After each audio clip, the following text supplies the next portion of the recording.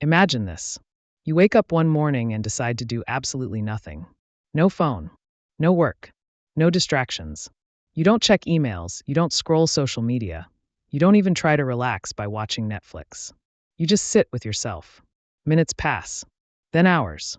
At first, it feels liberating. The world slows down. But soon something strange begins to happen. You start to feel restless, a little uncomfortable. Your brain desperately searches for something to do, anything to occupy itself. You suddenly remember old regrets, unfinished tasks, or embarrassing moments from years ago. You feel an urge to pick up your phone, even though you just told yourself you wouldn't. Your body itches to move, to escape. But from what? This is the paradox of doing nothing. In a world obsessed with productivity, stillness feels unnatural. We've trained ourselves to believe that doing something, anything, is always better than doing nothing. But what if that's a lie? What if doing nothing, truly nothing, is one of the most powerful things you can do? Neuroscientists have studied what happens to the brain when we do nothing. The results? Surprisingly fascinating. When you stop actively engaging in tasks, your brain doesn't shut off. Instead, it shifts into something called the default mode network, a state where it starts organizing memories, making connections, and even solving problems subconsciously. Ever wonder why your best ideas come in the shower? Or why daydreaming often leads to creative breakthroughs? That's your brain on nothing. But here's the catch. Most people never allow their minds to enter this state. The second we get bored, we reach for our phones. We scroll, we click, we consume. And in doing so, we block our brain's natural ability to wander, to reflect, to make sense of life. So when you truly do nothing, your brain wakes up. But let's be honest. Doing nothing sounds simple, but in reality, it's terrifying. Because when you remove distractions, something uncomfortable surfaces. Yourself. Your thoughts, your emotions, your past. All the things you've been avoiding by staying busy. This is why people feel uneasy when they try meditation for the first time. Sitting with yourself can be hard. We are so afraid of silence because we don't know what to do with it.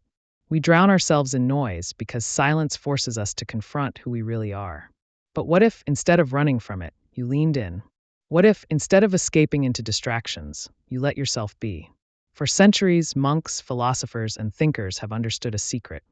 Stillness is not empty. It is full of potential. The Stoics practiced contemplative solitude, sitting in silence to sharpen their minds. The Buddhists embraced meditation, training themselves to sit with their thoughts instead of escaping them. Even great artists and inventors throughout history, from Leonardo da Vinci to Nikola Tesla, swore by the power of doing nothing. Tesla famously said that his greatest ideas came not when he was working, but when he was sitting alone thinking. When you do nothing, you give your mind space to breathe. You gain clarity. You reconnect with your instincts. And most importantly, you regain control over your attention. Because in today's world, attention is the most valuable currency. And if you don't control yours, someone else will. So, how can you embrace the power of stillness? It starts with something radical, intentional boredom. Try sitting in silence for just 5 minutes a day. No phone, no distractions, just you. Go for a walk without music or podcasts. Let your mind wander naturally. Stare out of a window. Observe the world without rushing to react. At first, it will feel weird. Your brain will crave stimulation. But if you push through that discomfort, you'll start to notice something incredible. Your thoughts will become clearer. Your creativity will increase. And most importantly, you'll realize that you don't always have to be doing something to feel alive. So, what happens when you truly do nothing? You rediscover yourself. You break free from the addiction to busyness. And you realize that life is not just about doing more, but about being more. Because sometimes the most profound moments happen when we simply stop and listen. So, the next time you feel the urge to fill every moment with activity, try something different. Try doing nothing, and see what happens.